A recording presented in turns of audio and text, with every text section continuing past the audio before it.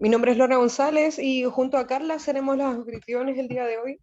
Les damos una cordial bienvenida a continuación del tercer ciclo de charlas de conferencias organizado por nuestro grupo de Geomecánica y Obras Subterráneas de la Escuela de Ingeniería de la Universidad de Valparaíso.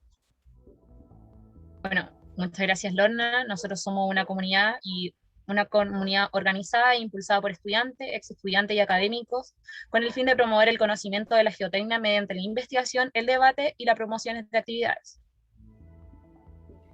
Les solicitamos escribir su nombre, apellido y correo en el chat al momento de realizar una pregunta. Informamos que esta actividad será grabada y posteriormente subida al canal de YouTube. Además, se hará llegar un certificado de participación a sus correos guardando la confidencialidad de sus datos. El link lo adjunto a continuación, pero lo estaremos repitiendo durante la charla. Bueno, el título de la charla es Estado actual del arte en la construcción de cimentaciones profundas y experiencia con Incotec S.A. La agenda es la siguiente.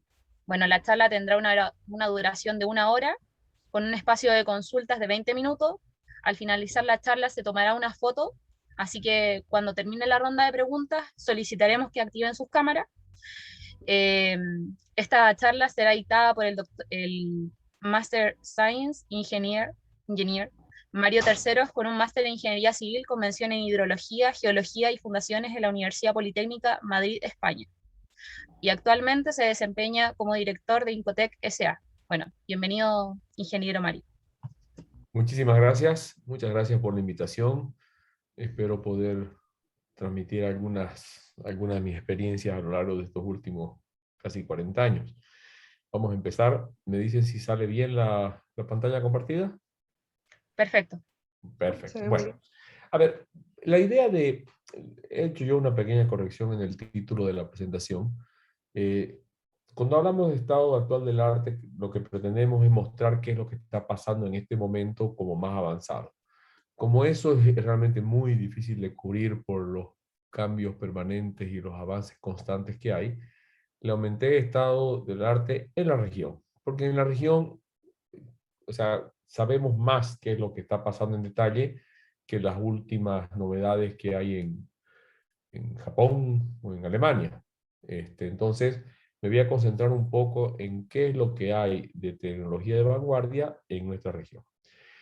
Nosotros, como Incotec, somos una empresa de Bolivia que tiene ya 53 años, cumple este año. Estamos con equipamiento en el tema de cimentaciones muy avanzado. Nuestra empresa además hace otras cosas. Hemos hecho muchos sistemas de alcantarillado, estructuras muy grandes y todas las cosas. Pero a nosotros nos gusta trabajar en colaboración con otras empresas. Entonces, muchos de los temas que hablamos son intercambios en empresas en las que participamos o no participamos, pero que tenemos una muy buena relación profesional. Entonces, aquí les presento, nosotros como Incotec tenemos una empresa que se llama Incotec Cimentaciones del Perú, que se dedica exclusivamente a cimentaciones. Después, en las tecnologías de Expander Body tenemos una empresa con la que trabajamos en Canadá, otra en Panamá.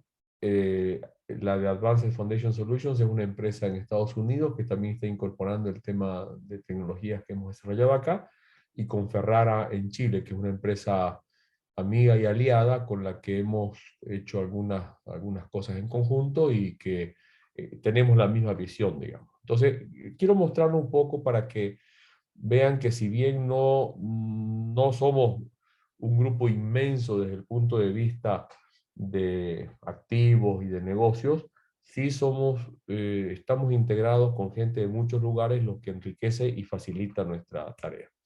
Bueno, los países en los que estamos ahorita son básicamente Bolivia, Perú, Canadá, Estados Unidos, Panamá, Brasil y Paraguay. Ah, me faltó Chile, perdón, porque eso es una omisión mía.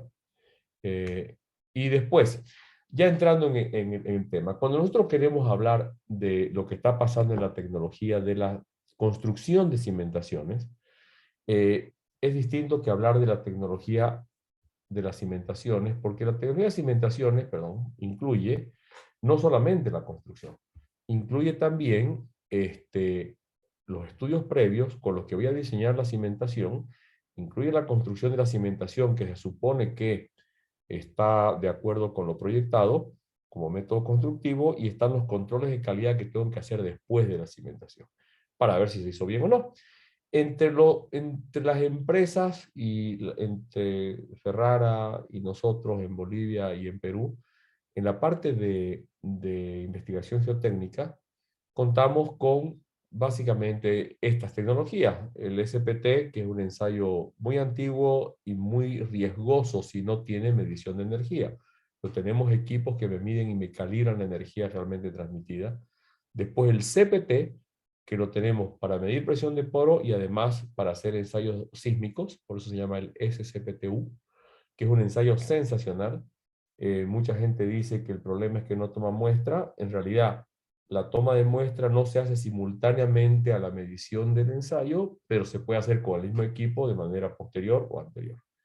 Después tenemos dilatómetro sísmico, el dilatómetro de Marchetti, que es un instrumento, como habrán aprendido ustedes, que básicamente lo que hace es, de manera horizontal, movilizar unas membranas metálicas para medir los estados tensionales en un par de deformaciones características. Después el penetrómetro dinámico, que es un ensayo también muy antiguo, que vendría a ser como un SPT en el concepto de que es un cono que se introduce en el suelo con una masa característica, una masa determinada a una altura determinada. Hay desde el L, que es el liviano, que se usa una masa de 5 kilos, hasta el SH, que usa la misma masa del SPT. Entonces es un ensayo muy interesante porque me mide el perfil de resistencia a esas dimensiones arbitrarias del ensayo de manera continua. Después el presiómetro, que nuestros amigos de Ferrara lo están usando en este momento en Chile. Ellos tienen un equipo y es un ensayo realmente muy valioso, sobre todo para medición de fuerzas horizontales en reposo. Y la parte de geofísica, que tenemos básicamente ondas superficiales y refracción sísmica, y subcontratamos geoeléctrica o lo que pudiera hacer falta. Ahora, en el tema de... Epa, ¿qué pasó aquí? En el tema de construcción, una vez que yo tengo el estudio de suelo, tengo el proyecto, conozco las cargas, yo tengo que diseñar la cimentación. Estamos suponiendo que la cimentación, estamos hablando de cimentaciones profundas, pero una cosa que muchas veces no se incluye en el pliego de especificaciones o en el diseño es el proceso constructivo. En muchos casos sí, dice pilote perforado de 1,20 m de diámetro, 25 metros de profundidad. No siempre ponen si es encamisado o con lodos bentoníticos, que hay una diferencia en el comportamiento final del pilote, pero en otros casos creen que por decir pilote hincado, sin que la especificación coincida exactamente con el equipo de campo, no hay problema. Y en rigor puede haber problemas y serios. Y no es lo mismo perforar un pilote con lodo bentonítico y hormigonar inmediatamente después que esperar un día. Entonces, el proceso constructivo tiene una condición decisoria en el comportamiento futuro del pilote. Aquí estamos mostrando la matriz tecnológica con la que trabajamos, que son pilotes perforados, gran desplazamiento de punta perdida, hélice segmentada, martillo de fondo, martillo vibratorio, la hélice encamisada, muros de Cutter Mixing, que es un sistema de mezcla in situ, martillos de cabeza y después el expander body y la celda de carga, que son complementos. O sea, con esto básicamente estamos cubriendo la gran mayoría de las tecnologías disponibles en este momento en el mercado. Obviamente que no estamos haciendo, por ejemplo, hidrofresa, ni estamos haciendo muros pantalla con bentonita, que hay empresas de muchísima experiencia en eso, y para los mercados nuestros no son proyectos tan frecuentes. De todos modos, son tecnologías también disponibles en el mercado. Ahora, la materia de tecnología en controles de calidad, todo lo que es ensayos de integridad, con el Pile Integrity Tester, cualquier método de eco-respuesta, ensayos de carga estáticos, ensayos de cargas dinámicos, los ensayos de integridad térmicos, que es una tendencia muy interesante, en que midiendo la disipación del calor de hidratación del hormigón, se puede saber en función de las distancias al borde de los pilotes, cómo es la integridad del pilote. Es una cosa muy interesante, la hemos usado aquí en varios proyectos, sobre todo en los campos de prueba que hemos hecho a lo largo de 4 congresos, y es una tendencia muy fuerte en el mercado internacional porque es más confiable, por ejemplo, que aquí me olvidé de ponerlo, el down the hole, o los cross hole. Todos esos son ensayos de integridad también, pero que son menos, abarcan menos que el ensayo térmico. Después, instrumentación, ya sea para ensayos de carga o para otros fines, con strain gauges que pueden ser resistivos o de cuerda vibrante y geófonos. O sea, lo que básicamente les muestro es lo que tenemos disponible. Lo que no tenemos disponible, tenemos empresas a las que hemos subcontratado en varias oportunidades para completar, digamos, todo lo que son inclinómetros, todo lo que son para medición de presión de poros. Eso, al menos aquí en Bolivia, hay un par de empresas muy buenas y tampoco se exige muy frecuentemente, salvo en proyectos de represas. Entonces, esa especialidad que la haga mejor el especialista, ¿no? Ahora, una cosa importante, ¿por qué es bueno contar con tecnología in-house, tener de propiedad equipos que permitan hacer cosas? Porque muchas veces la solución genérica, es decir, hagamos pilotes perforados y no mucho más. Cuando uno tiene tecnologías variadas, puede ofrecer soluciones que sean mejores, que sean más económicas y que sean más rápidas, o por lo menos que sean más seguras. Entonces, si uno no tiene el abanico de opciones, eso no se puede hacer. Y de hecho nosotros hemos podido, y es un poco nuestra política, optimizar. La optimización de proyectos geotécnicos para nosotros es fundamental, porque para eso es la ingeniería. Si no nos quedamos haciendo excavaciones a mano, y eso, digamos que en algunos lugares es inevitable, pero en otros lugares no. Y la buena tecnología es más segura siempre, hay menos riesgo humano y acaba siendo más económica en el sentido no de que es más barato, sino de que realmente la economía final es mejor, ¿no? Ahora, para entrar a las fundaciones profundas, y esta que parece una pregunta muy, muy básica, ¿cuándo se usan las fundaciones profundas? Nos enseñaron en la universidad que cuando el suelo de arriba es blando, entonces abajo hay un suelo más resistente, tengo que poner un elemento, también se llaman indirectas, para llegar al suelo más competente abajo. En rigor, los suelos, todos pueden resistir cargas hasta antes de romperse. Romperse quiere decir que ya colapsan y que todo se hunde. Para cada incremento de carga, la deformación es infinita, digamos, esa sería la definición. Pero en rigor, lo que a nosotros no nos deja hacer fundaciones superficiales en muchos casos es porque la deformación del suelo superficial no es admisible. Si yo voy a hacer una zapata que se me va a hundir 1 metro, no me sirve. O si se me va a hundir 20 centímetros, tampoco me sirve. Entonces, para nuestro suelo, por si alguien está pensando en los suelos de México, por ejemplo, ese es un capítulo aparte. Pero en los suelos normales o suelos medianos no admiten una torre de 10 pisos salvo que esté sobre una grava como la que hay en Lima o como la que hay en algunos lugares de Santiago. Hay que recurrir obligatoriamente a fundaciones profundas. Aquí en Santa Cruz, en Bolivia, arriba de los 5 pisos es muy difícil poder hacer una fundación superficial. Entonces, una razón es porque el suelo superficial se deforma más de lo admisible para esa estructura. Hay un caso muy particular que son los silos. Los silos en suelos blandos uno los puede diseñar con una fundación piloteada completa, que es la opción más cara.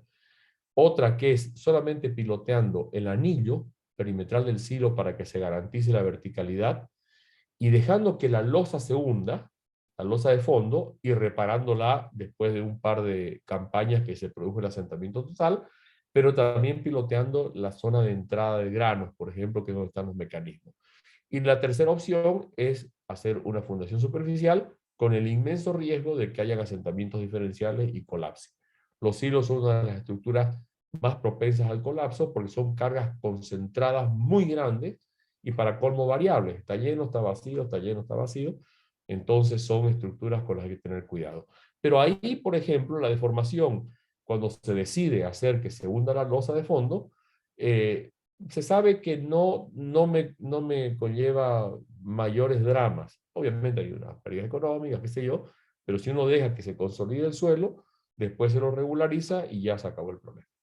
Después, otra razón para usar fundaciones profundas es cuando hay muchas dificultades. Hay a veces que a los 3-4 metros hay un suelo muy competente, el nivel freático es superficial, y excavar eso y bombear eso es carísimo y complejo, aunque el suelo lo permitiese. Entonces ahí conviene a veces hacer micropilotes y cosas por el estilo. Y por supuesto cuando los costos y el plazo son menores, no hay por dónde discutirlo, que es otro tema. Muchas veces la gente no comprende que se puede estudiar el tema de costos, inclusive en suelos de apariencia competente, porque es un tema de la magnitud de las cargas. Si la carga es más grande, me va a llegar hasta más profundo y puede ser más caro hacer una fundación superficial. Aquí en Santa Cruz hay una empresa constructora que construye unas 400, 500 casas por año, son todas casas de una planta, y ellos siempre usan micropilotes. Se dejaron de historias con la zapatita, que no. Ellos hacen micropilotes entre 2 y 3 metros, nunca han tenido problemas de asentamiento, y es más barato y mucho más rápido que hacer una fundación superficial, que obviamente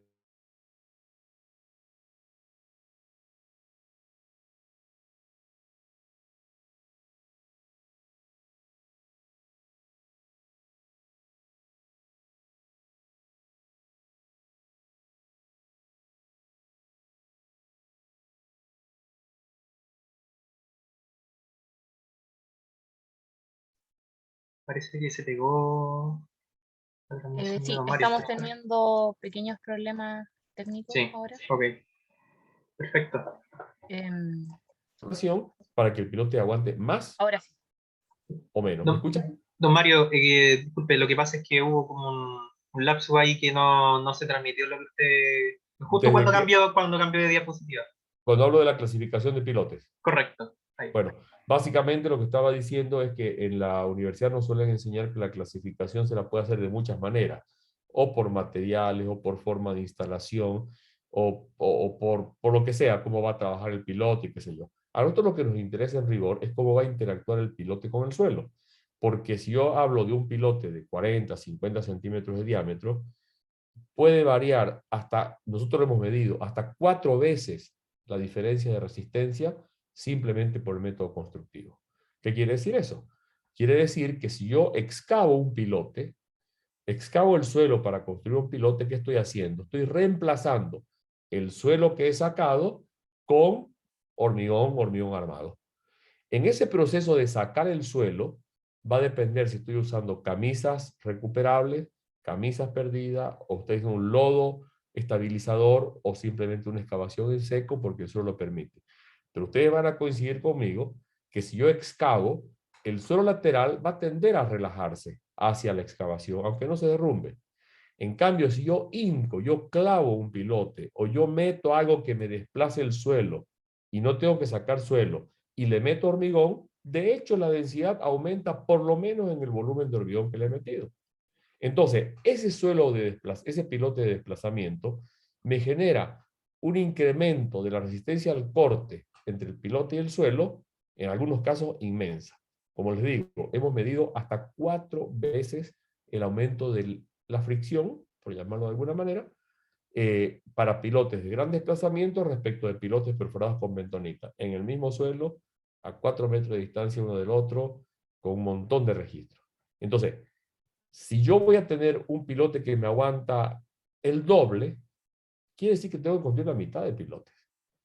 Y el pilote de desplazamiento no cuesta el doble, puede costar un 10% más que el otro. Entonces, eso justifica. Entonces, hay que entender qué tipo de pilote es el que yo puedo instalar, porque no siempre se pueden hacer todos los pilotes en cualquier suelo, para poder optimizar. Nuestra función como ingeniero es ser responsables, quiere decir, hacer las cosas bien y optimizar los recursos. No es una cuestión de decir, te lo hago más barato porque soy mi amigo. No, no es ese el punto. Nosotros tenemos la responsabilidad ética o moral, como lo quiera llamar, de dar el proyecto óptimo.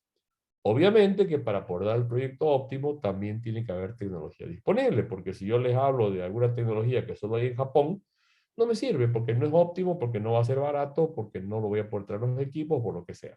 Pero habiendo la tecnología disponible o que sea de fácil acceso, porque si yo no tengo un equipo y lo consigo en Brasil, no es drama. El tema es que si lo tengo que conseguir en Indonesia, sí es una complicación. Entonces, el método de instalación de los pilotes es fundamental para definir la resistencia de los mismos durante las cargas.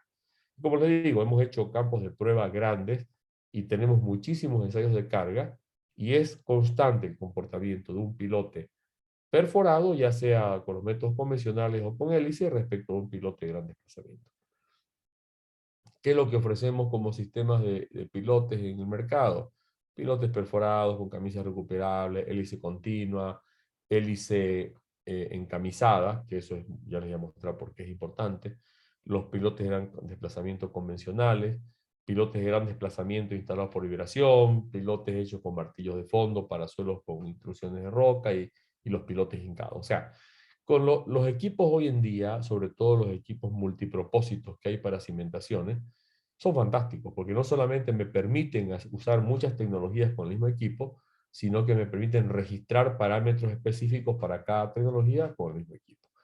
En el tema de muros tenemos, bueno, muros de diferentes tipos. El muro de Cat Soil Mixing se los voy a comentar porque es una tecnología nueva esta que es muy interesante. Micropilotes de varios tipos y lo que se llaman las columnas de módulo controlado o columnas de inclusiones rígidas o columnas flexibles. Después tenemos un par de sistemas patentados que se los voy a explicar porque son realmente muy interesantes. Anclajes. Es importante también contar con equipos de acceso limitado porque hay veces que hay que hacer, por ejemplo, reparaciones en sótanos y hay equipos muy buenos que, por ejemplo, antes llevaban la fuente de poder, el motor, en el mismo equipo, lo que es un problema cuando es un motor a combustión. Hoy en día se tiene la fuente de poder fuera, sea combustión o sea eléctrico, y se comunica el...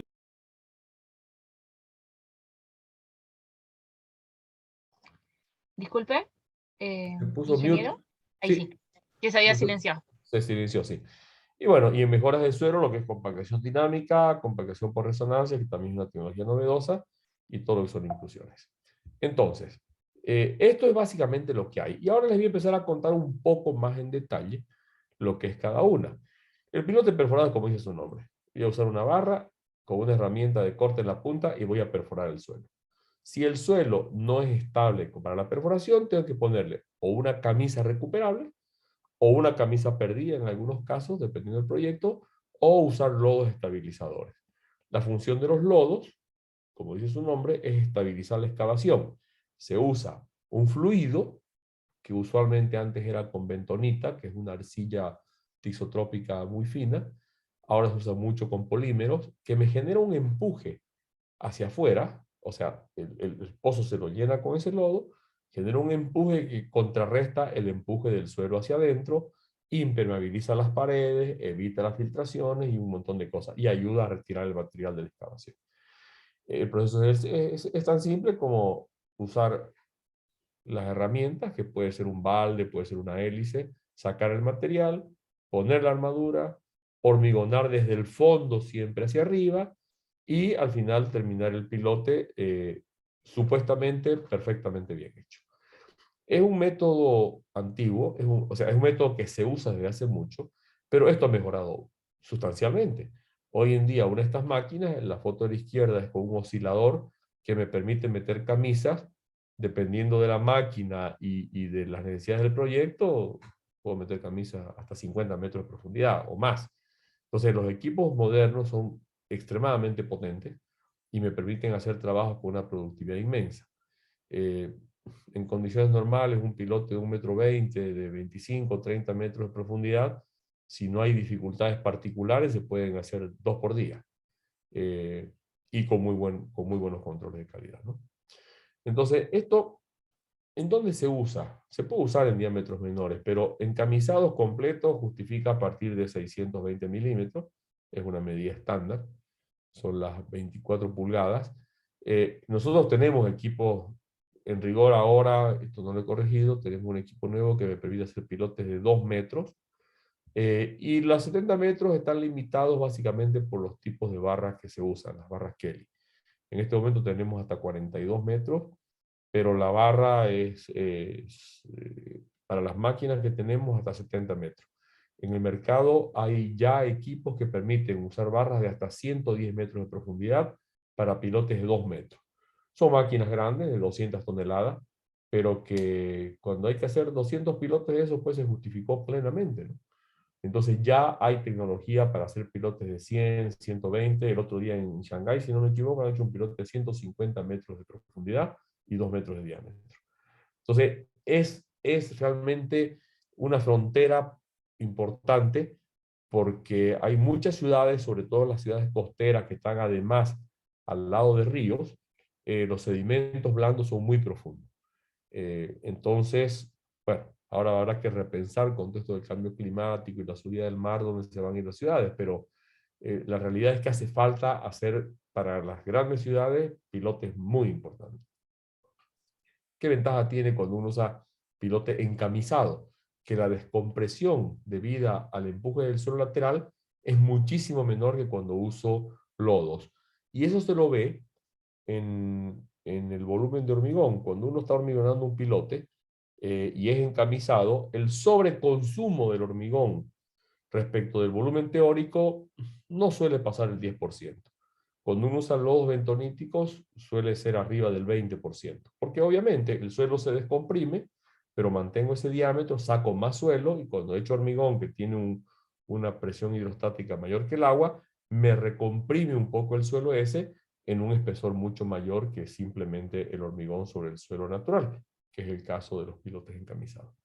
Aquí les estoy mostrando, esta es una obra que se hicieron pilotes de 25 metros sin camisa y sin lodo, porque era un suelo muy estable, y en el día óptimo se hicieron 6 pilotes en un día.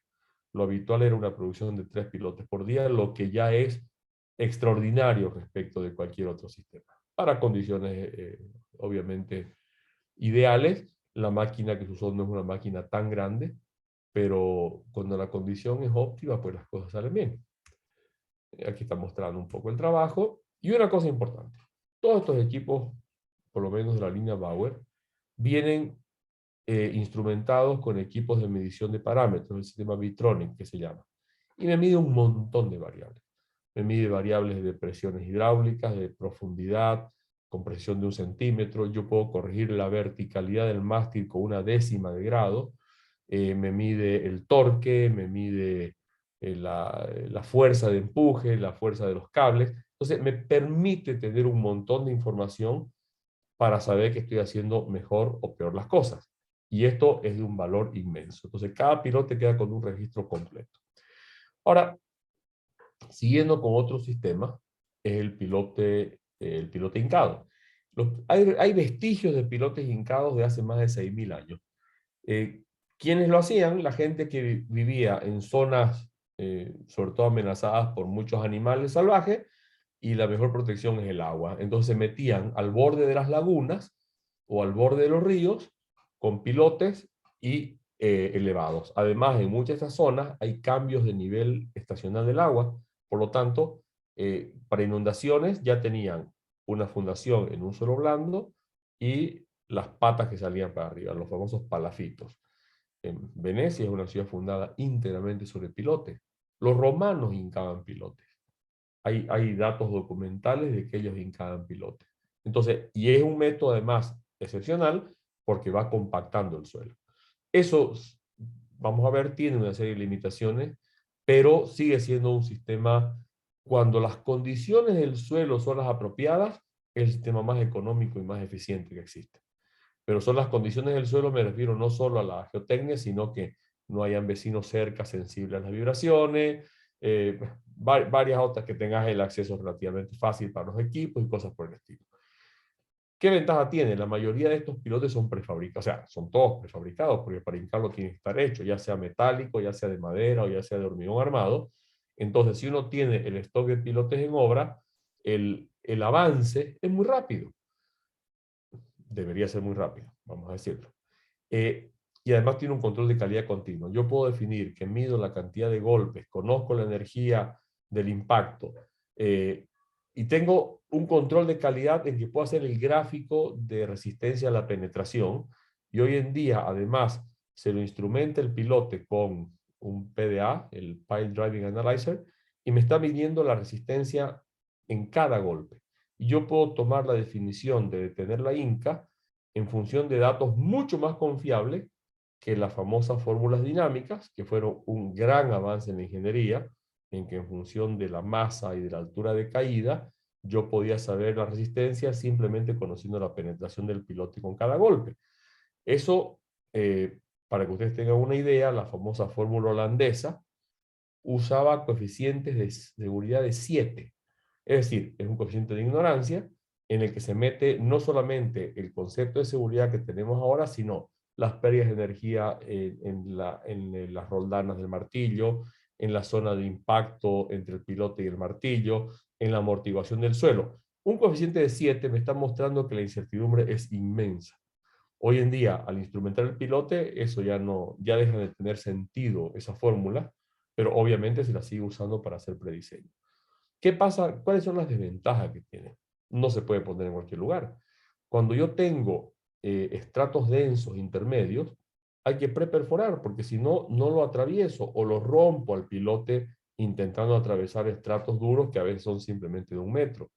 Las vibraciones que produce son vibraciones en una frecuencia dañina para las construcciones cercanas. Entonces, en muchas ciudades ya están prohibidos los pilotes hincados, porque generan muchos problemas en los vecinos. Hay casos en que puede romper construcciones a 200 metros, en otros no.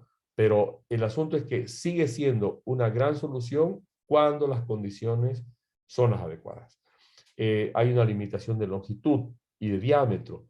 Pretender hincar un pilote de más de 60 centímetros con unas grúas monstruosas y de más de 30 metros es casi una locura. Si bien hay sistemas de conexión entre tramos que son muy eficientes, hay martillos cada vez más potentes, hay hormigones cada vez mayor calidad, son pilotes pretensados y un montón de cosas, es una limitación. Es mucho más fácil en muchos casos hacer un pilote perforado, porque estos pilotes, si tienen que ser muy profundos, obviamente es porque la parte superior no me está aportando casi nada. Entonces, esa parte superior que no me aporta casi nada, da más o menos lo mismo que no me aporte casi nada en perforado que en hincado. Cuando yo les hablaba de 4 veces, estoy hablando de suelos que son susceptibles de ser mejorados con el proceso constructivo si yo hinco un pilote, que es respecto de si perforo. Pero si estoy en un lecho de ríos, en un delta o suelos muy finos, no voy a tener un aporte significativo a la fricción, por lo tanto ahí probablemente ya no justifique un pilote largo. Después el pilote de hélice continua. Esta es una tecnología que en el mercado de las cimentaciones tiene 60, 70, a ver, sí, de los años 40 más o menos.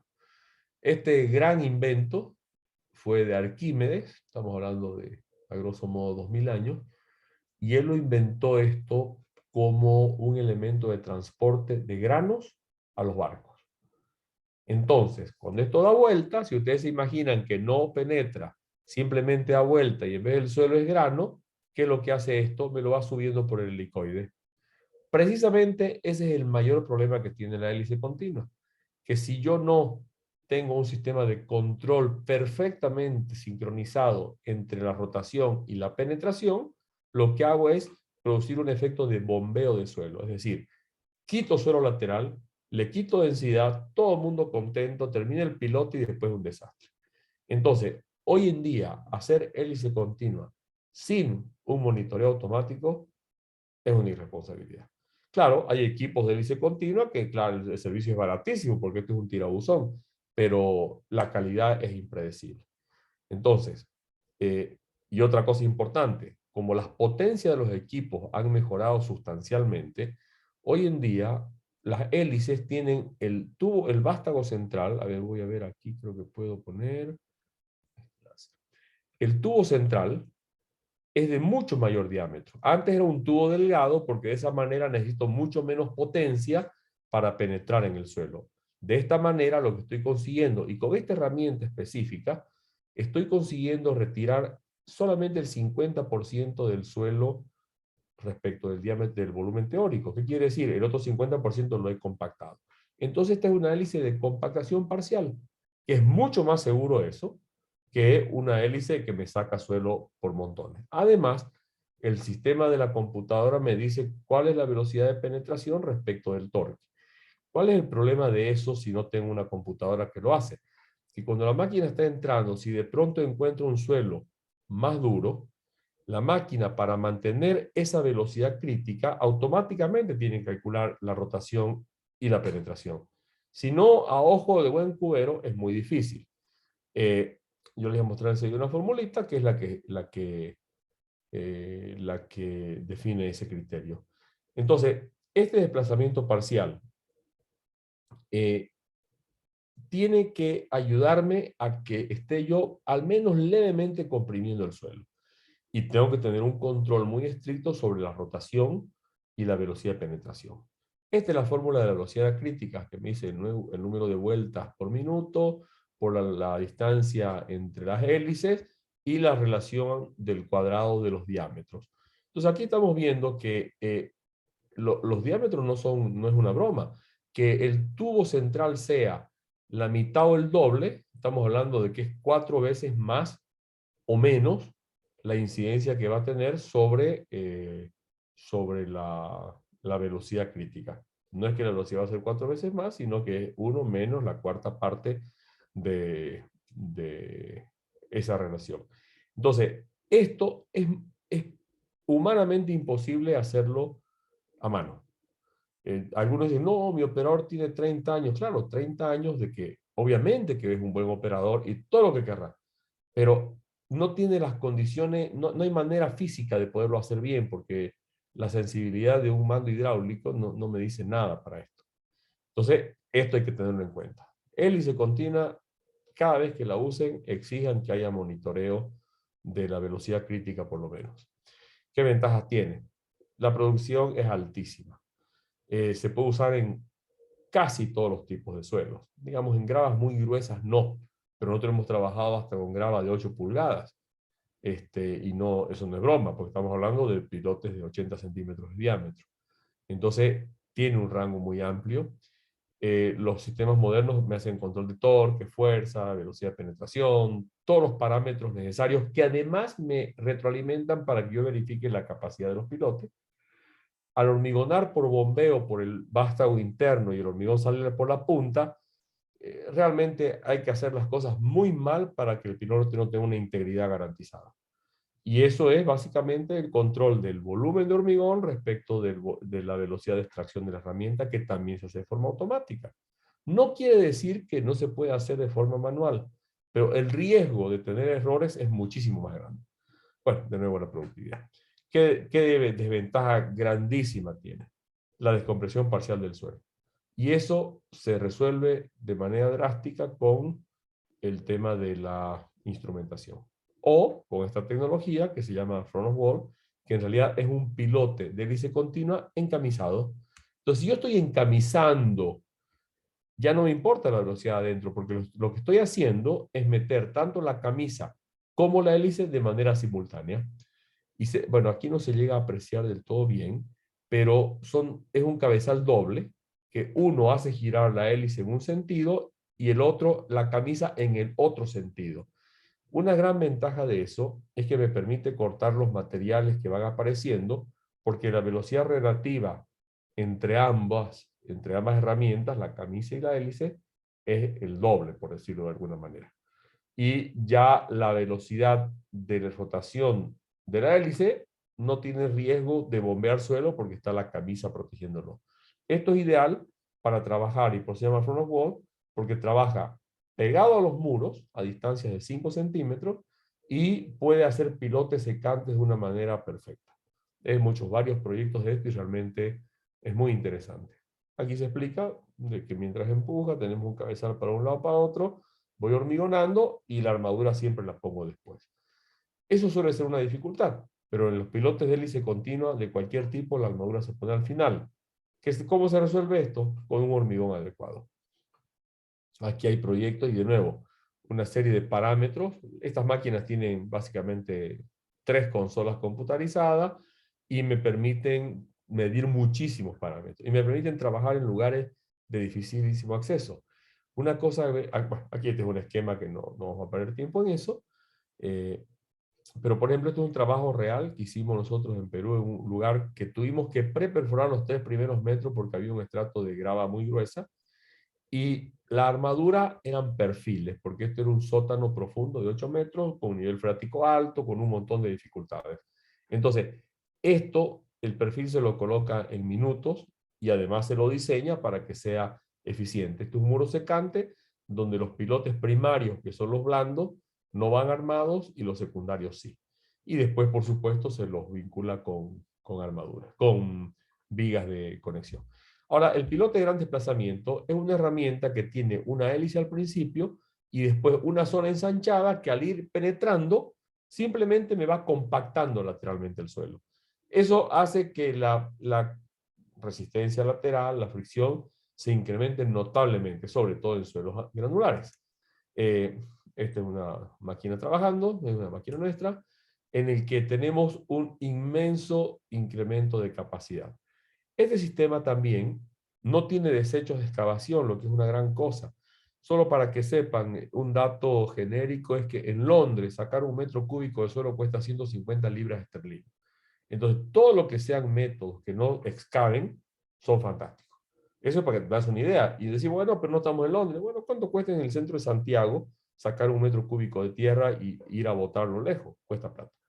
Este sistema tiene además un altísimo control de calidad y cuando uno usa este modelo que está en la foto, que es una punta perdida, uno puede llegar a la profundidad deseada, meter las armaduras antes de hormigonar y después hormigonar, que en algunos casos es necesario y ventajoso.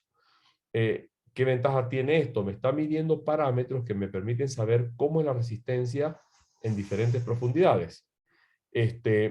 Entonces, por ejemplo, un perfil que muchas veces no se identifica es este que se muestra acá, y la longitud de diseño era simplemente esta. Con este sistema podemos saber si hace falta profundizar más o no. Nos ha pasado a nosotros en un par de proyectos que los pilotes de diseño eran 9 metros y encontramos una zona no detectada en los estudios de suelo que eran entre 12 y 15 metros.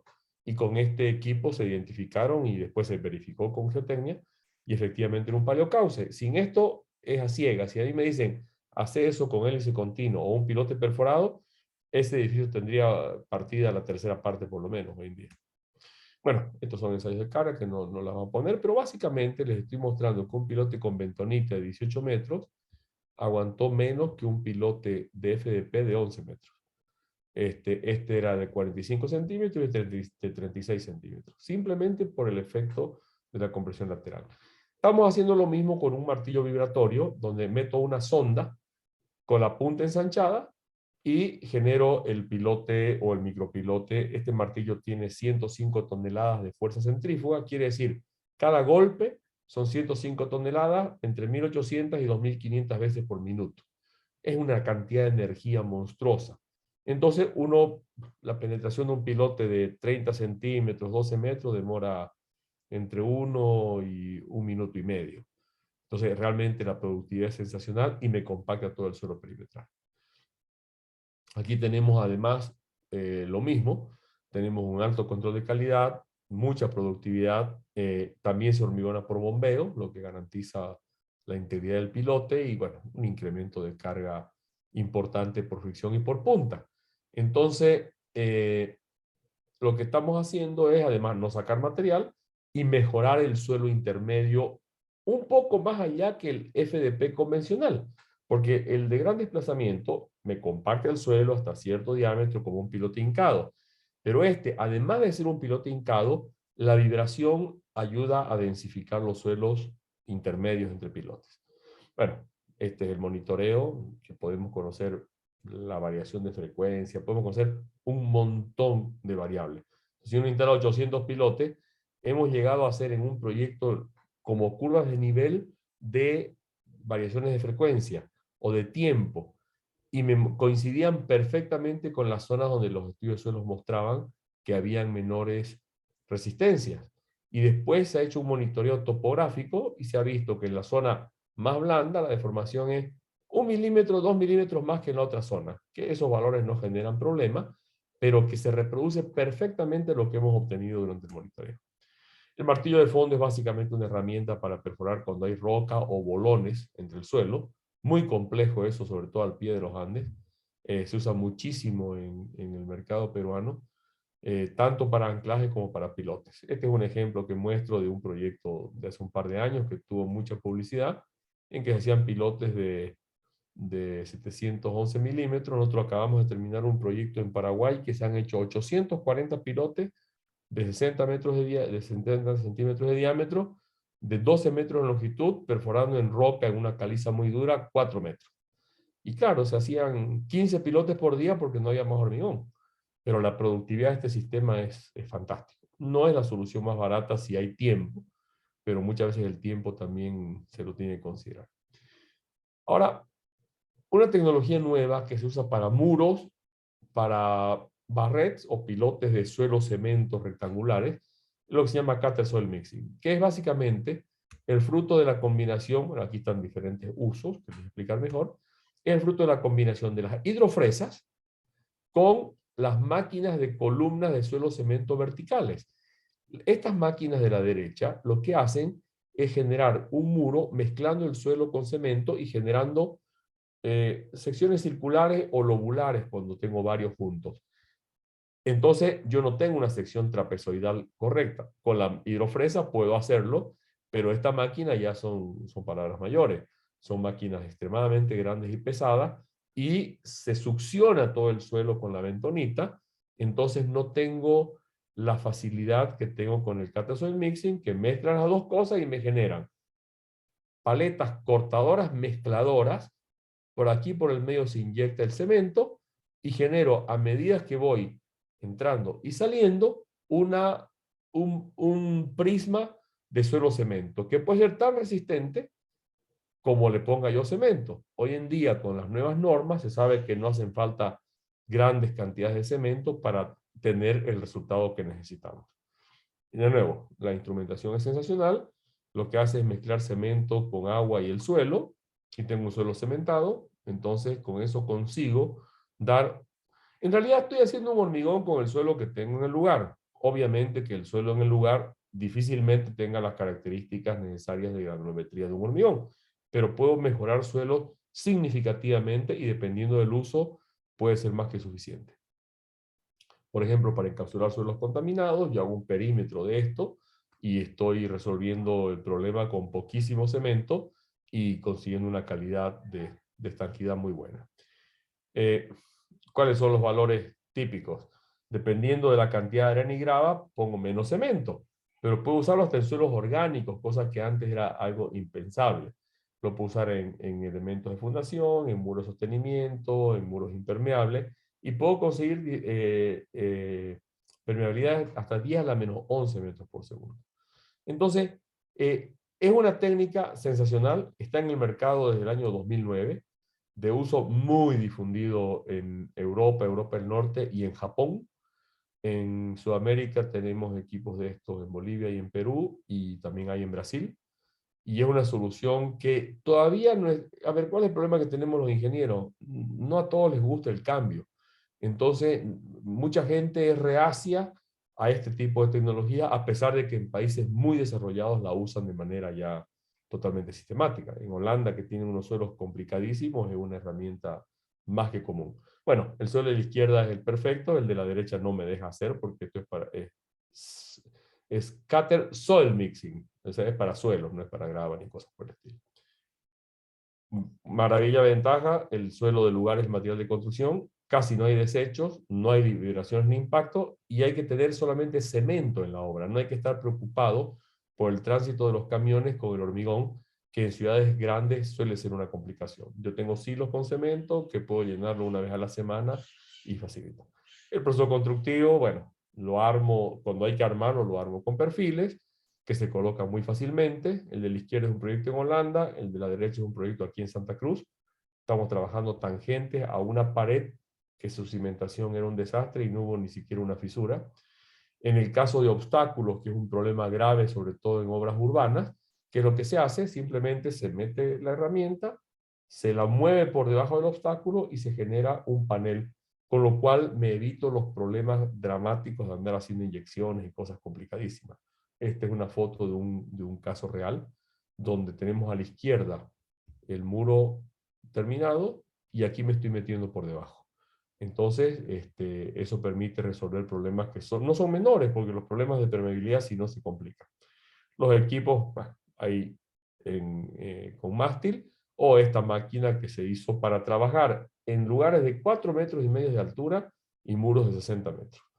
O sea, hay tecnología. se puede usar para todas estas cosas. Van a disculpar que vaya un poco rápido, pero hay mucho para hablar todavía y prefiero un pantallazo general. Igual esta presentación se la voy a pasar a los organizadores para que la puedan distribuir. Entonces puedo usar tanto en cortinas impermeables como en muros de sostenimiento como en fundaciones. ¿Ustedes dirán, ¿en fundaciones? Bueno, este es un shaft que se construyó en 3 días y acá se metió al fondo, ustedes pueden ver una tonelada.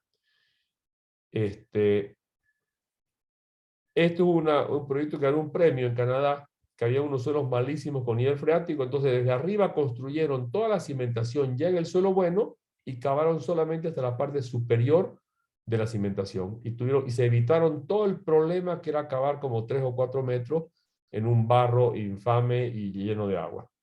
Después, bueno, miren este shaft que se construyó muy rápido, meten la tuneladora y tenemos resuelto el problema. Y eso son una serie de ejemplos en muchísimos proyectos donde se ve que la técnica esta es muy rentable. Para que se den ustedes una idea, muros de 12 metros de profundidad, de 2 metros de largo arriba, se pueden hacer entre 6 y 8, es decir, entre 12 y 16 metros de muro medido en superficie terminados por día. Eso no es fácil con ningún otro método. Ahora, nosotros estamos trabajando y hemos desarrollado algunas patentes de sistemas de fundación muy novedosos que están usando en muchos lugares ya, donde lo que hay que tratar es de sacarle el máximo provecho al material más importante que es el suelo. Si yo consigo meter en el suelo un elemento pequeño que después lo expando y compacto el suelo, estoy consiguiendo lo mejor de los dos mundos, una perforación barata y una alta resistencia en la punta. Estoy fabricando una roca o un muerto de anclaje, si es un anclaje, a la profundidad que quiero. Y conozco presión, volumen, todo lo necesario. Esta chapa es de acero. Este es un producto que se inventó en Suecia. Nosotros hemos trabajado desde el año 2000 con un nuevo desarrollo hecho con los suecos, donde hemos mejorado la geometría, la estanqueidad, una serie de cosas. Y este es el proceso constructivo. Yo construyo un pilote convencional, el método que sea, y en la punta le pongo un expander body y después lo inflo, lo expando y consigo unas resistencias impresionantes. Esto es de un ensayo de carga que se hizo en el último congreso, donde un pilote común se construyó uno idéntico al agua con expander. Y ustedes vean, para cualquier deformación tengo básicamente el triple de resistencia. El fuste es el mismo, la resistencia por fricción es la misma, pero la punta aquí me aporta una inmensidad de carga. Entonces, básicamente, este es el proceso. Y la ventaja es que todo se registra electrónicamente. Entonces, yo tengo la curva presión versus volumen en cada instante, lo que me permite a mí inferir la resistencia, porque esto es como un gran presiómetro de grandes deformaciones. El método constructivo en anclajes es una solución sensacional también. De hecho, se inventó primero para anclajes y después para pilotes. Y básicamente toda la teoría que lo respalda es la del presiómetro, de la cual hay muchísima información, bases de datos inmensas, y eso es lo que permitió desarrollar este método constructivo. Estas son las curvas presiométricas típicas. Las de la izquierda muestran el tipo de presiómetro. Este es un presiómetro preperforado, este es un presiómetro que se pone autoperforante, y este es un presiómetro por empuje. Verán que hay diferencia al inicio, y me permite hasta identificar el tipo de material que tengo abajo. Bueno, esta es una curva de un expander, que corresponde muy bien con las curvas teóricas. Este es acá de un proyecto nuestro, donde vemos toda la fase inicial, que me muestra cómo se instaló el pilote, la fase elástica y después la de la presión límite. Esta es una curva muy importante que calibra el volumen con el diámetro. ¿Por qué es importante? Por sobre todo en suelos muy, muy duros, cuando yo estoy inyectando, si aparece una partícula de grava o de piedra muy filosa, me lo puede pinchar porque es una lámina de 1 milímetro de espesor. Entonces, si se pincha el expander y deja de subir la presión, por ejemplo, a este volumen, yo sé que el diámetro de diseño ya no va a ser 600 o 700 o lo que sea, sino que va a ser solamente 550 milímetros. Entonces, yo mi cálculo final lo hago con el diámetro real del expander, porque lo conozco debido al volumen. Este es un caso que siempre lo mostramos, porque aquí se produjo el pinchazo con 100 litros, 97 litros. y tenían que tener 150 litros. Entonces, aquí hubo una bajada de presión, quiere decir que la rotura es muy pequeña, pero no siguió inflando el expander. Entonces, yo mi cálculo lo hago con los 4.5, 45 kilos por centímetro cuadrado, y solamente con 97 litros, y tengo con certeza el valor que me está aportando ese elemento. Bueno, estos son modelos, no viene al caso, no es importante. Y esto es importante. Este es un cabezal de 10 pilotes donde se ponen todos los datos de presión, todos los valores de la capacidad del pilote, llamémosle capacidad aunque no es correcto, sino la carga de servicio, y sé cuánto me aguanta respecto de lo que estaba previsto. Resulta que tenemos 1.222 toneladas de resistencia medida o inferida por los expanders, y el proyecto eran 810. En este caso tengo un 50% más y estamos todos felices, pero es más útil todavía cuando la carga final de pronto me muestra que 3 o 2 pilotes de estos han tenido una presión muy baja, lo que es muy común en suelos sedimentarios nuevos como los que tenemos acá. Y eso me permite hacer la corrección de la cimentación en el momento. No tengo que esperar que el edificio se hunda para saber que hubo un problema en la cimentación. Y en algunos casos, aumentando el 1% de pilotes, se resuelven los problemas. Entonces, este elemento además me está haciendo una medición de los parámetros reales de resistencia del suelo. Me está haciendo una investigación geotécnica en ese punto específico. Y eso no tiene valor, no tiene precio en realidad, tiene un valor inmenso. Bueno, aquí hay esto, quiero mostrarles esta curva que es interesante. Esos dos pilotes anteriores, uno perforado de 45 centímetros y el otro de 36, esta es la curva del expander de 36 en un pilote de gran desplazamiento. Ustedes fíjense que la parte inicial es casi vertical. Quiere decir que la rigidez que generó la compactación de la herramienta de gran desplazamiento es altísima y después quedó en la presión límite. El otro es un pilote perforado. Hasta que toma presión el expander pasa un montón y después sigue deformando hasta que llega a la presión límite. Esto estaba casi 10 metros más abajo, por eso es mayor la presión, pero me muestra, es de lo más chismoso esto, me está diciendo, oye, tu pilote lo hiciste así o lo hiciste así. La curva esta, que aquí no se ve, cuando estos crestas y valles son muy marcados, es porque la bomba está sucia, las válvulas están sucias. O sea, este sistema me indica un montón de cosas útiles para la seguridad del sistema. Ahora, nosotros hemos desarrollado una post-inyección. En suelos muy blandos, si uno post-inyecta, ¿qué es lo que está generando? Disminuir las deformaciones finales. Y yo puedo saber cuánto puedo inyectar antes que se produzca una rotura hidráulica en el suelo, porque esa inyección es afuera del expander. Entonces yo también estoy mejorando y sabiendo cómo estoy mejorando. Típicamente, hasta los 2.5 megapascales, 25 kilos por centímetro cuadrado, este pilote va a trabajar en el régimen elástico. Y 25 kilos por centímetro cuadrado en 600 milímetros, que son 2.800, estamos hablando de 50 toneladas hasta que empiece a haber una deformación más o menos medible.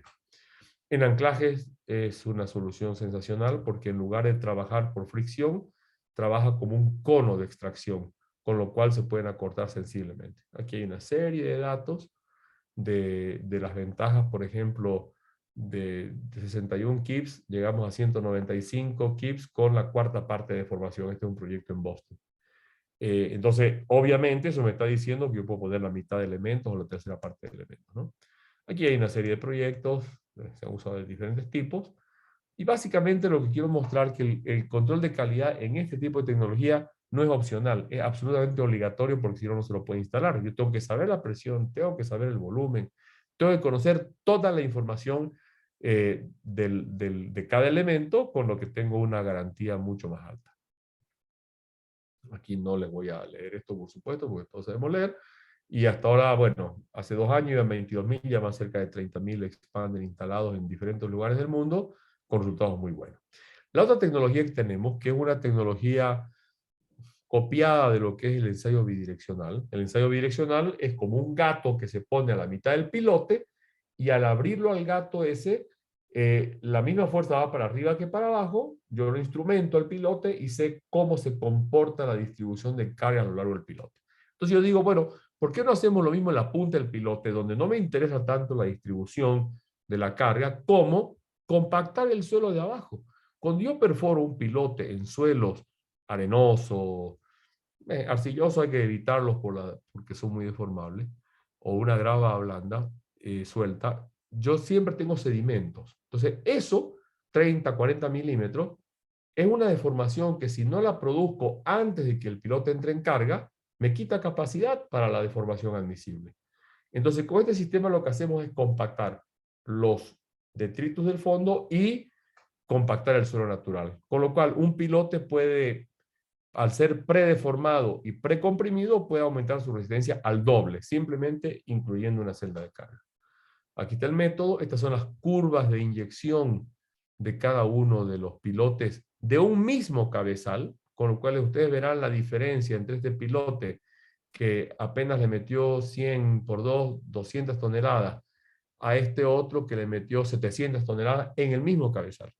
O sea, eso también me está dando indicación de la calidad del suelo bajo cada pilote, cosa que es imposible con cualquier otro método porque no lo sé simplemente. Entonces, al precargar la celda, yo estoy generando esa deformación previa que tendría que producir el pilote cuando entre en carga. ¿Qué quiere decir eso? Que cuando el pilote entre en carga, hasta una carga igual a la que yo he producido con la celda, no voy a tener más que deformaciones elásticas del pilote. Esta es una curva de inyección, no vamos a perder tiempo en explicar esto, pero lo interesante es esta. Esta es una curva donde yo empiezo a inyectar, estoy viendo cómo aquí el suelo está blando, y de pronto cambia de rigidez. ¿Por qué? Esta es la zona que yo he compactado los sedimentos. He compactado 42 milímetros de sedimento. Y aquí cambio de rigidez, estoy compactando el suelo natural. Con esta celda le he metido 406 toneladas al pilote. O sea, hasta las 400 toneladas de ese pilote prácticamente no va a tener deformaciones significativas. En este caso, incluso llegamos a levantar la cabeza del pilote, un pilote de 1,50 m y 22 metros de longitud. No era poca cosa. Pero a este pilote se movilizaron 840 toneladas. Y era un pilote diseñado a 600 toneladas. Gracias a estos ensayos, en uno de estos puentes se acortaron 5 metros en 90 pilotes. Eso significa muchísimo dinero, velocidad de ejecución y saber lo que estoy haciendo. Yo le pregunto a cualquiera que haya construido o diseñado pilotes de este tipo si saben cuánto aguantan sus pilotes. Solamente del que han hecho ensayo de carga. Del resto es un acto de fe. Con esto lo que queremos pasar es del acto de fe a un acto de conocimiento, que es importante. Bueno, hemos hecho ensayos de carga, hemos hecho ensayos dinámicos, y lo interesante es que en el pilote que tenía celda de carga, yo tenía 872 toneladas por punta. En el que no tenía celda, caramba. No lo puse. Bueno, el que no tenía celda tenía 380 toneladas. 500 toneladas la diferencia para igual deformación en un pilote con celda y otro sin celda. Bueno, básicamente reduce costos, necesita menores longitudes, tenemos un tiempo porque los últimos metros del pilote son los que más se tarda en construir. Entonces, si yo me puedo acortar un pilote de manera significativa, obviamente que tengo una ventaja importante en el tiempo de ejecución de la obra. Que en las obras eso vale mucha plata. El control de calidad, yo sé cuánto aguanta el 100% de la punta de los pilotes, y si llego a movilizar el fuste, también sé cuánto aguanta el fuste. O sea, le estoy haciendo un ensayo de carga a la punta del pilote. ¿Por qué? Porque la celda de carga se le coloca, además de los sistemas de medición de presiones, se le colocan 2 varillas, telltales, hasta la superficie, que a medida que voy inyectando me miden la deformación de la base. Con eso estoy haciendo un ensayo de carga de deformación versus carga para cada uno de los pilotes. Y eso no tiene precio realmente. Bueno, y se puede integrar desde pilotes chicos hasta pilotes del diámetro que sea. No hay limitación por arriba. En muro de sostenimiento tenemos todas las tecnologías que tampoco serán novedad, la mayoría para ustedes. Básicamente el CCM, que es una tecnología distinta. Los otros son muros convencionales.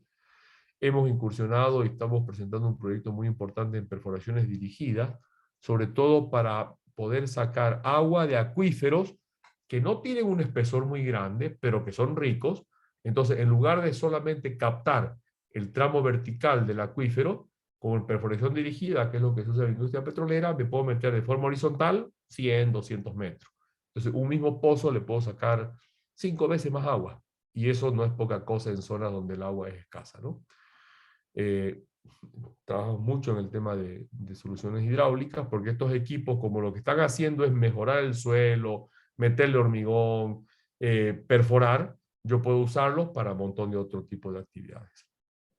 En minería se usa, por ejemplo, Bauer ha hecho una campaña grande de sacar muestras grandes hasta 60 metros en Sudáfrica, y meten ese pequeño balde de 2,5 metros y a 60 metros, pero, en este caso no, este es más grande, 140 metros. Entonces se sacan muestras con un control de calidad fantástico. ¿Y todo esto para qué va? Para tener una propuesta de valor que no sea solamente vender. A ver, nosotros como constructores en realidad no vendemos ni pilotes, ni hormigón, ni fierro, lo que vendemos es responsabilidad. Pero para que esa responsabilidad tenga todavía más valor, la idea es dar soluciones integrales. Y para dar una solución integral hay que poder diseñar, hay que poder tener la tecnología y las opciones de tecnología constructiva, de ensayo, de investigación.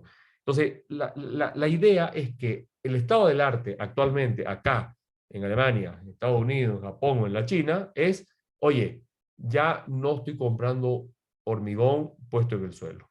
Me tienen que vender soluciones que tengan un respaldo, tanto previo en cuanto a investigaciones, si es que uno puede hacer la investigación, y si no, por lo menos durante la ejecución hay que tener información, y a posteriori poder hacer ensayos también para verificar el comportamiento. Esto es básicamente, yo les agradezco muchísimo por la invitación, disculpen que haya tenido que ser así apurado, pero hace falta a veces, lamentablemente, para poder contar toda la historia, ocupar más tiempo. El grupo que ha organizado estas conferencias tiene mis contactos, yo quedo totalmente abierto y de hecho voy a hacer una cosa.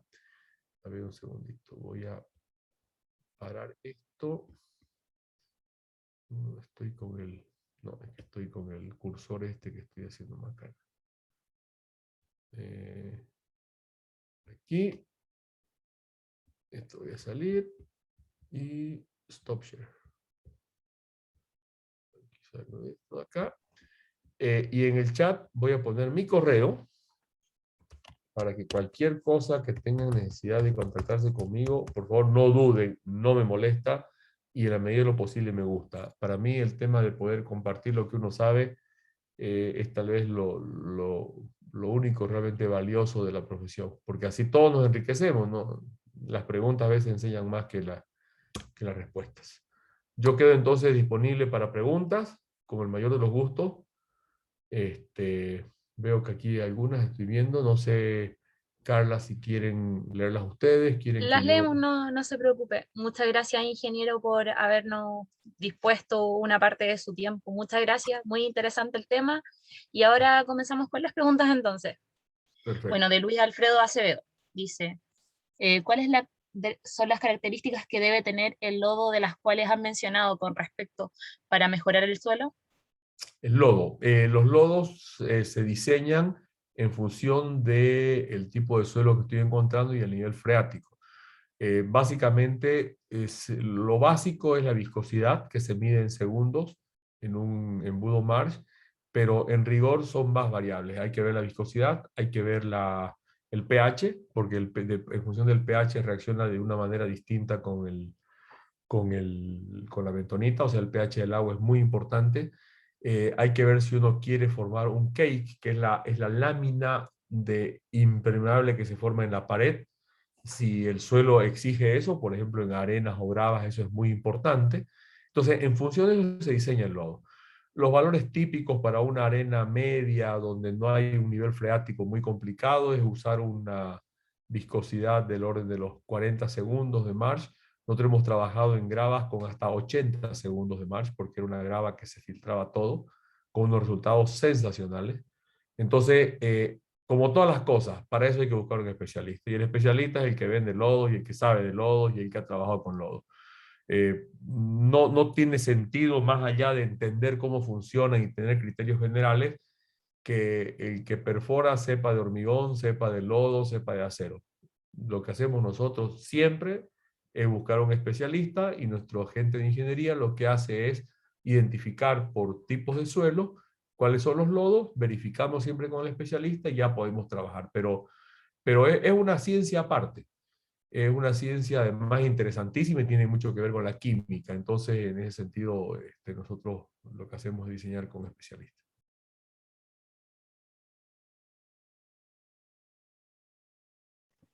Muchas Gracias, gracias, Mario. ingeniero. Bien, tenemos otra pregunta que también viene de Luis Acevedo, y él pregunta, ¿cuál es el criterio de diseño que se debe tener para utilizar un expander body? A ver, es interesante porque en realidad si ustedes se fijan, el expander body es un elemento de gran desplazamiento. Si yo tengo un suelo en que quiero hacer trabajar por punta a un pilote, el expander es una solución perfecta, porque yo puedo tener un fuste muy esbelto en la zona donde la fricción casi no aporta y poner el expander allá abajo. ¿Cómo diseño yo el expander? Como el ensayo típico de suelos de nuestra región es el SPT, básicamente partiendo del SPT, yo infiero cuál es la presión a la que voy a llegar cuando expando. Y una vez que conozco la presión, ya entro a las recomendaciones, sobre todo en la norma francesa, que es la que me dice, para tales presiones de presiómetro se pueden calcular de esta manera. Es un cálculo muy sencillo, que básicamente es función de la presión y función de un factor presiométrico que me dice qué tipo de suelo es. Entonces, es básicamente multiplicar el área por el factor presiométrico por la presión.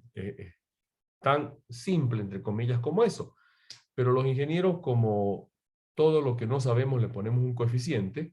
En este caso también tenemos el coeficiente presiométrico, que puede variar entre 1.5 y 4.5. Entonces, la gracia principal está en entender cuál es el coeficiente adecuado para ese tipo de suelo. Las arenas andan en el orden de 2 y con eso el cálculo es relativamente simple. Nosotros recomendamos que igual se haga por lo menos 1 o 2 ensayos de carga, porque si yo hago, por ejemplo, hemos terminado un proyecto en Perú con 850 pilotes con expander, hemos hecho 3 ensayos de carga y como tenemos la información de los 850 pilotes, hemos podido correlacionar los valores. Y realmente el grado de ajuste de la correlación, porque si yo correlaciono el ensayo 1 con los 850, correlaciono el ensayo 2 con los 850, con toda la información, y voy correlacionando incluso con los pilotes que he ensayado, yo puedo ver cómo es la dispersión de los valores. Y la dispersión no va más allá del 10%. O sea que el método funciona bien. Es un método muy simple de cálculo. La fricción es la misma que con cualquier otro método. Nosotros recomendamos, si el suelo superior es relativamente apto, usar un pilote de gran desplazamiento para el fuste, porque le cuadruplico la capacidad del fuste, y poner un expander. Nosotros hemos conseguido expander hasta de 400 toneladas de carga de servicio en pilotes de 50 centímetros con un expander de 80. Cosa que con otro método es un pilote de 1,20 m, 1,50 m, ¿no? Entonces, de nuevo, si después tienen más interés, yo les he pasado mi correo, pues yo les puedo compartir artículos y cosas donde está, que de hecho, háganme acuerdo, por favor, ustedes, háganme acuerdo para que les haga llegar un paquete de bibliografía y de artículos. Creo que va a ser interesante para que lo tengan disponible eso. Eso va a ser útil, así que Carla, por favor, les encargo que me hagan recuerdo de eso.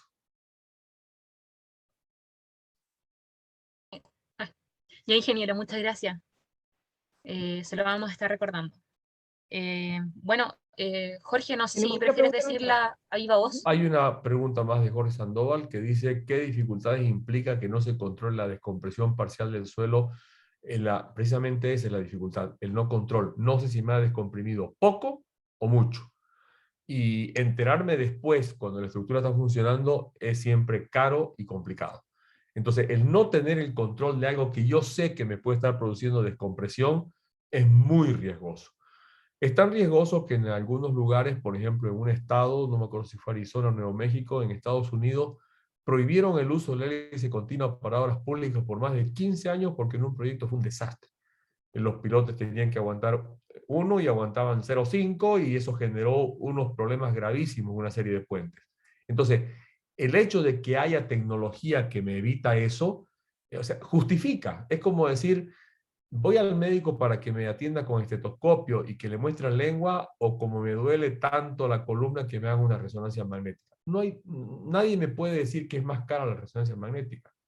Cuesta más, pero vale muchísimo más. Entonces es lo mismo acá. No es un tema de costo, sino de valor. Y al final lo que importa cuando uno hace un análisis económico, no es el costo, es el valor total de la solución. Yo digo siempre que muchas veces los propietarios quieren ahorrarse $1.000 en un buen estudio de suelo, pero no tienen ningún problema en gastarse 200.000 en más hormigón en los cabezales, porque el calculista, como no tenía buena información, diseñó cualquier burrera. Y como no se dieron cuenta de eso, están felices. Pero $1.000 en estudio de suelo, por Dios, y solamente voy a invertir 50 millones en mi edificio. Entonces uno dice, oye, hay que entender lo que es la economía.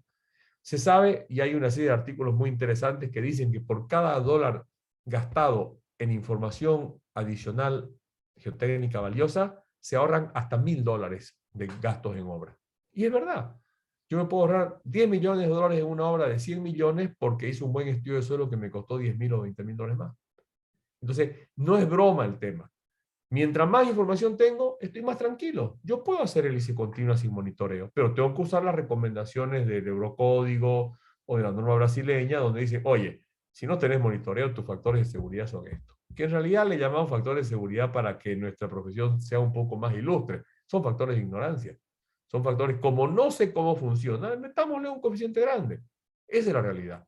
Entonces, lo que tenemos que tratar, vamos al extremo. Si yo pudiera hacer ensayo de carga en el 100% de los pilotes, el factor de seguridad sería 1 o 1.1, porque yo sé cuánto me va a aguantar cada uno.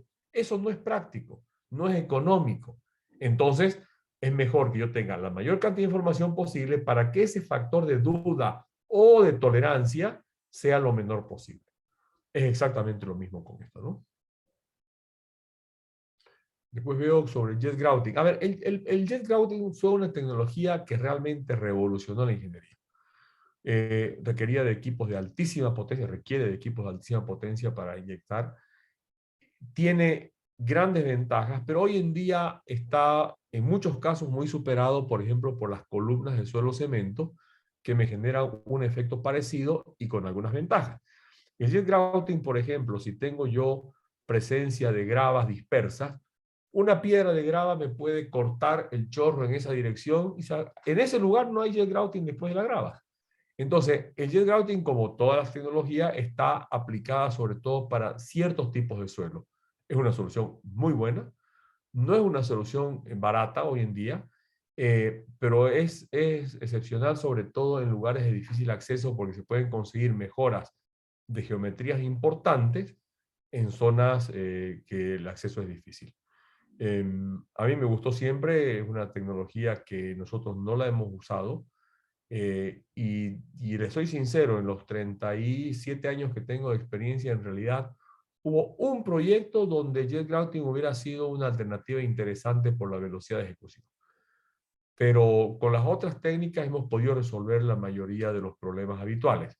Hay lugares, porque además las tecnologías tienen que ver con la cultura del lugar. Hay lugares donde, sobre todo donde se desarrollan las tecnologías, se usa mucho la tecnología, la que se ha desarrollado en el lugar. Y obviamente que funciona muy bien y la experiencia es magnífica. Pero como todo, hay que entender las limitaciones para no meter la pata. No resuelve todo. Y si estoy en gravas, olvídense del jet grouting. Ahí sí que no sirve. Pero donde funciona es fantástico. Yo puedo hacer columnas de 4 metros de diámetro con jet grouting. Y si lo hago mal, la columna de 4 metros acaba siendo de 1,20 m y ahí se arma el despelote, ¿no? Entonces, como todo, hay que tener información previa buena y hay que tener control de calidad bueno, porque si no, estamos a ciegas. Y eso es peligroso en ingeniería. ¿Algo más? Al parecer no hay ninguna otra pregunta. Ah, no, acá había otra. Aquí sí, ¿Se la leo? No, yo leo qué condiciones deben cumplirse en el suelo para que el sistema funcione correctamente al corte y el hormigonado. En realidad, el hormigonado se lo hace mientras uno construye el panel. Lo que hay que hacer es previamente definir el contenido de cemento, que se regula con una bomba que está conectada automáticamente con la máquina y me dosifica perfectamente la cantidad de cemento por metro cúbico. Con eso yo defino la resistencia característica que va a tener mi mezcla de suelo-cemento. El primer proyecto que hicimos nosotros, dijimos, no, aquí son cuentos, vamos a meterle cemento, le metimos 900 kilos por metro cúbico, conseguimos un suelo-cemento de 150 kilos por centímetro cuadrado, estábamos orgullosísimos, y cuando hablé con los alemanes, para contarle con todo orgullo lo que habíamos hecho, se rió el alemán y me dijo, mira, a mí me pasó lo mismo cuando hice el primer proyecto, pero hoy usamos hormigones, en realidad suelo cemento de entre 3 y 4 megapascales, 30 a 40 kilos por centímetro cuadrado. ¿Por qué? Porque se lo arma con perfiles que hacen que el muro trabaje con efecto arco. La nueva norma lo muestra eso. Entonces, el rango de resistencia ha disminuido muchísimo para tener un elemento igualmente confiable. Y al corte se lo resuelve con las armaduras, precisamente. Porque si bien la sección es grande, de nuevo, el modo de elasticidad pues es varios órdenes, 2, 3 órdenes de magnitud más alto el del acero que el del suelo cemento, no que el del hormigón. Estamos hablando de 2 órdenes de magnitud, le meto acero. ¿Y cómo que acero? Le meto perfiles H. Con 2 perfiles H, los japoneses le ponen hasta 4 perfiles H cada 2 metros, porque claro, con los sismos que tienen estos no pueden arriesgarse. Pero se resuelve con acero el tema de cortante. Y después me preguntas para qué tipo de roca hay que usar el martillo de fondo. En realidad, casi todas las rocas son muy complejas de perforar con rotación. Nosotros hemos hecho pilotes de 1,50 m por rotación, en que se usan ¿cómo se llama? La herramienta, el carotier, le dicen los franceses, y bueno, no me acuerdo en inglés, que tiene unos trépanos, triconos, varios repartidos. Es un método carísimo para perforar roca y muy complejo cuando son bolones muy grandes. Cuando yo tengo un bolón de 80 centímetros, que la mitad cae en el borde del corte, lo hemos hecho para pilotes de gran diámetro, casi que no hay otra opción. Pero cuando yo uso martillo de fondo, a partir de cualquier roca, la eficiencia es tremendamente alta. Obviamente en suelo la eficiencia es nula, porque no le saco ningún beneficio. En suelos inclusive hay que encamisarlo al martillo de fondo para que no me lo atrape, no se derrumbe y no me lo atrape. Pero nosotros hemos usado en rocas con 2000 kilos por centímetro cuadrado, que ahí funciona de maravilla, y en rocas con 100 kilos por centímetro cuadrado. Entonces, la ventaja del martillo de fondo es que es una herramienta extremadamente bien diseñada. Tengo todo el impacto en la punta, en el fondo. Tengo un bruto compresor que me mete aire, que además me la enfría la herramienta, que es una gran cosa, descomprimirse, y voy perforando con el golpe ahí abajo. Cuando yo uso un martillo de cabeza, tengo toda la barra de perforación hasta que me llega al fondo la energía y se pierde bastante energía. Y después la tercera pregunta, a ver, ¿para qué tipo? ¿Cómo se controla para que no se perjudique la calidad en caso de tratos rocosos variables? No le entiendo del todo la pregunta, pero lo que sí, si es lo que entiendo, yo cuando estoy perforando, voy a ver la velocidad de perforación, lo que me va a decir también que estoy en rocas distintas. Como genero, cuando genero la perforación, yo voy a, no voy a romper alrededor en roca. No se rompe porque es aire simplemente el que sale. Entonces generan perforaciones realmente muy, muy, muy buenas. Y después el hormigonado o la inyección es muy simple. Y cuando estoy usando encamisado es más fácil todavía porque saco toda la sarta. Los martillos tienen una base que se hace un giro especial y se achica la broca de corte, sale todo y por la camisa uno inyecta, mete armaduras, lo que haga falta. En los casos que es una roca más confiable no hace falta ni camisa y directamente se hace el vaciado en el lugar. No sé si Jorge, si te respondo la última pregunta adecuadamente. Sí, completamente. Muchas gracias. Perfecto. Bueno, yo, si no hay más preguntas, les agradezco nuevamente la participación, la paciencia y quedo yo abierto para que después por correo a mí directo o a través de los organizadores del grupo de geomecánica me hagan llegar las preguntas que necesiten. Yo les voy a pasar, voy a tratar de prepararles mañana el paquete ese y se lo paso por WeTransfer a los organizadores y con eso ya estaríamos a disposición. Bien, muchas gracias, ingeniero. Y bueno, ahora vamos a dar el momento para poder tomar la fotografía grupal, así que tienen sus cámaras, tienen permiso para habilitar sus cámaras. Les agradecemos que participen de esta instancia. Y además decir que agradecemos por el tiempo y el conocimiento compartido. Se aprecia un montón que alguien con su experiencia nos pueda dar en torno a lo que son las cimentaciones profundas. Muchísimas gracias a ustedes. Muy bien, veamos. Muchas gracias por habilitar sus cámaras y por su participación a todos. Ahí estamos. Bien, entonces aquí yo al menos voy a tomar alguna foto. No sé si tú, Rubén, quieres también realizarlo. Sí, claro. Para que todos estén preparados, contamos hasta en cuenta regresiva, 3, 2, 1. Bueno, ahora. Bueno, y muchísimas gracias por estar. Muchas gracias a usted por haber podido estar, ingeniero. No, aquí estoy a sus órdenes.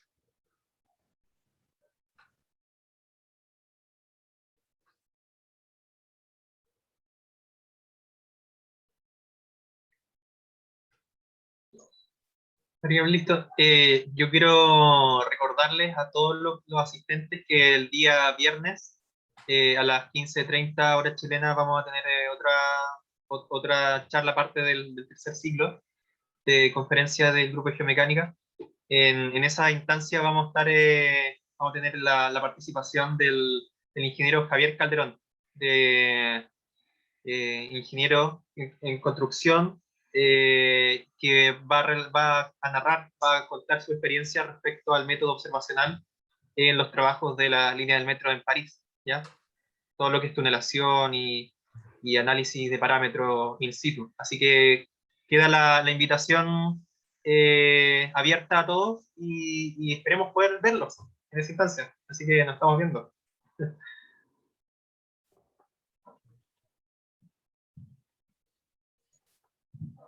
Muy bien. Mucho gusto. Hasta luego, chao, chao. Chao, chao.